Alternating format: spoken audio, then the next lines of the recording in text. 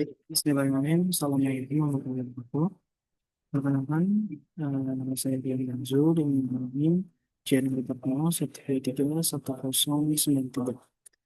Pada kesempatan yang bahagia ini, saya akan mempresentasikan hasil penelitian saya yang berjudul Persepsi Mahasiswa Komunikasi Digital dan Media terhadap teror kepala babi di redaksi Tempo serta implikasinya bagi kebebasan pers.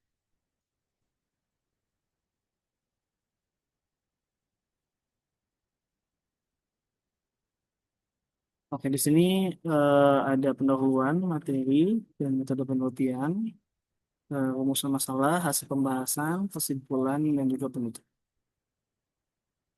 Dimulai dari latar belakang penelitian ini. Penelitian yang saya teliti, latar belakang itu berangkat dari keprihatinan saya terhadap kondisi kebebasan pers di Indonesia. Meskipun secara hukum, kebebasan pers ini telah dijamin sebetulnya oleh Undang-Undang Nomor 40 Tahun 1999. Berbagai bentuk tekanan masih terus terjadi. Salah satu kasusnya yang masih baru-baru ini atau masih rata-rata ini adalah eh, kasus ter kasus teror simbolik yang berupa teror kepala babi yang diterima di kantor redaksi Tempo. Pada kejadian ini menunjukkan bahwa ancaman terhadap jurnalis tidak selalu muncul dalam bentuk kekerasan fisik semata. Tapi di sini benar-benar mengecam pada kekerasan atau intimidasi secara simbolik yang mengakibatkan psikologis seorang jurnalisme itu benar-benar terancam. Dan saya sebagai mahasiswa komunikasi digital dan media yang kemungkinan besar akan terlibat di dalam dunia media di masa depan. Dan hal ini penting untuk mengetahui bagaimana kita mempersepsikan peristiwa ini dengan rangsangan-rangsangan stimuli yang ada. Untuk rumusan masalahnya, di sini ada tiga rumusan masalah yang saya angkat. Yang pertama itu ada bagaimana persepsi mahasiswa program studi komunikasi digital dan media terhadap pemberitaan kasus teror kepala babi di redaksi Tempo.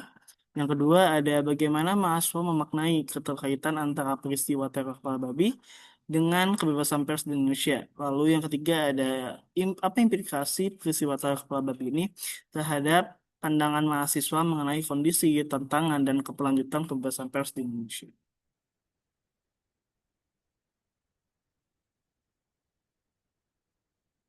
Untuk tujuan penelitian ini mengetahui bagaimana mahasiswa komunikasi digital dan media mempersepsikan pemberitaan teror kepala babi di Redaksi Tempo ini. Yang kedua, memahami bagaimana mereka menghubungkan tersebut dengan isu kebebasan pers. Yang ketiga, mengidentifikasi implikasi peristiwa tersebut terhadap pandangan mahasiswa mengenai kondisi dan masa depan kebebasan pers. Dalam penelitian ini, saya menggunakan pendekatan kualitatif deskriptif yang diperkaya dengan data kuantitatif. Ada tiga mahasiswa yang dijadikan informan wawancara, sementara 29 mahasiswa lainnya mengisi kuesioner untuk melengkapi keakuratan hasil observasi lapang saya.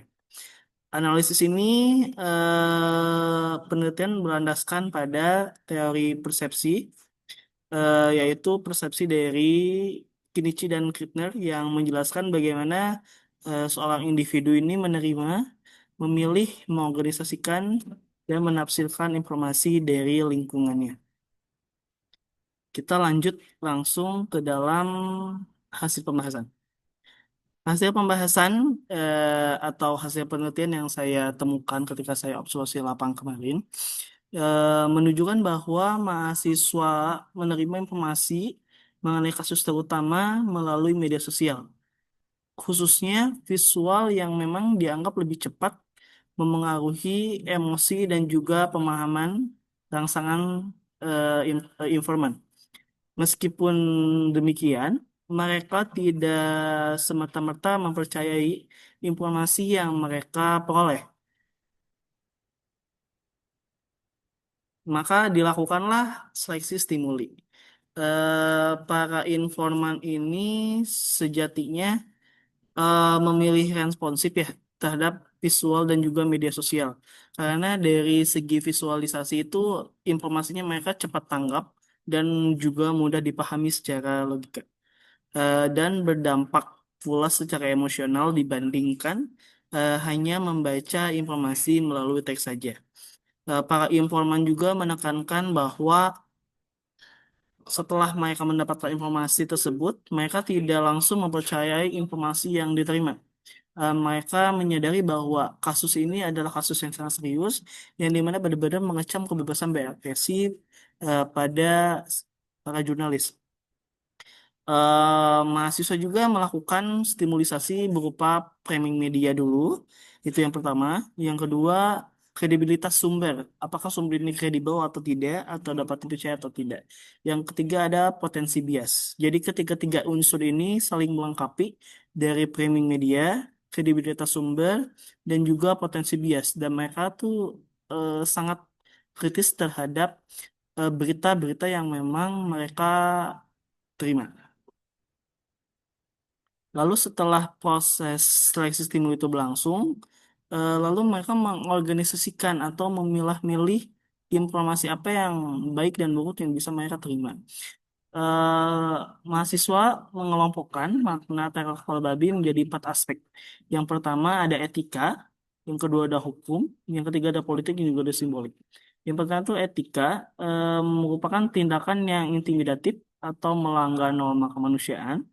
Yang kedua adalah hukum, masuk dalam tindakan kriminal yang perlu penegakan hukum. Yang ketiga ada politik, ada indikasi tekanan terhadap media dari pihak berkekuatan politik atau mempunyai belenggu kekuasaan di dalamnya. Yang keempat atau yang terakhir ada simbolik. Kepala babi dianggap simbol yang menekankan psikologi dan juga sosial. Yang terakhir ada interpretasi informasi.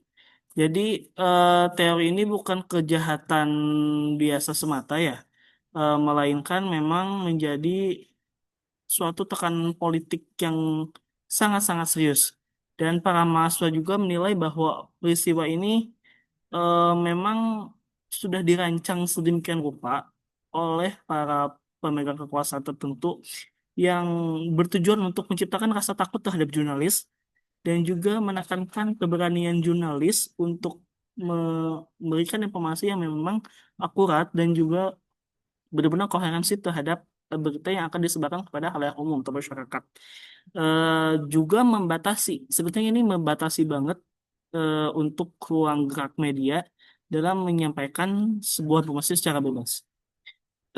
Di dalam temuan kualitatif ini, saya juga memperkuat data dengan data kuantitatif yang saya olah menjadi deskriptif statistik, yang dimana setelah saya olah datanya, ada temuan nilai min persepsi berada di atas angka 4. Dan ini menunjukkan bahwa mayoritas responden atau mayoritas yang mengisi kuesioner saya memiliki pandangan yang seragam bahwa teror kepala babi ini merupakan ancaman serius terhadap kebebasan pers. Dari semua eh, hasil temuan penelitian yang saya lakukan, hasil observasi di lapang saya selama beberapa pekan bahkan berbulan-bulan kemarin, dapat disimpulkan bahwa komunikasi mahasiswa komunikasi digital media ini memiliki kesadaran yang sangat kritis dan kuat juga tentunya terhadap isu kebebasan pers. Mereka benar-benar memahami bahwa kebebasan pers itu tidak hanya soal regulasi semata atau tidak hanya sebatas peraturan semata, tapi juga soal bagaimana jurnalis dan institusi mendapat ruang yang aman, ruang yang nyaman, ruang yang terbuka untuk menyampaikan sebuah informasi ataupun aspirasi, dan juga untuk bekerja tanpa adanya ancaman dari luar maupun dalam. Demikian pemaparan singkat dari hasil penelitian ini. Semoga dapat memberikan wawasan mengenai bagaimana generasi muda memaknai ancaman terhadap media dan pentingnya mempertahankan kebebasan pers di Indonesia. Terima kasih. Wassalamualaikum warahmatullahi wabarakatuh.